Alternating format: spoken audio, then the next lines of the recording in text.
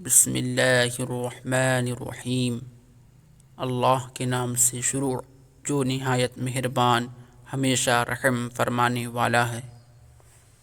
القارعۃ ما القارعۃ وما ادراک ما القارعۃ یوم یکون الناس کالفراش المبثوث وَتَكُونُ الْجِبَالُ كَالْعِهْنِ الْمَنفُوشِ۔ کھڑکھڑا دینے والا شدید جھٹکا اور کڑک، وہ ہر شے کو کھڑکھڑا دینے والا شدید جھٹکا اور کڑک کیا ہے؟ اور آپ کیا سمجھے ہیں کہ ہر شے کو کھڑکھڑا دینے والے شدید جھٹکے اور کڑک سے مراد کیا ہے؟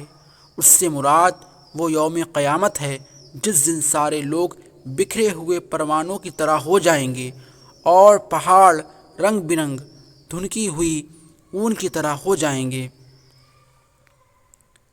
فَأَمَّا مَنْ ثَقُلَتْ مَوَازِينُهُ فَهُوَ فِي عِيشَةٍ رَاضِيَةٍ وَأَمَّا مَنْ خَفَّتْ مَوَازِينُهُ فَأُمُّهُ هَاوِيَةٌ وَمَا أَدْرَاكَ مَا هِيَهْ نَارٌ حَامِيَةٌ۔ پس وہ شخص کی جس کے اعمال کے پلڑے بھاری ہوں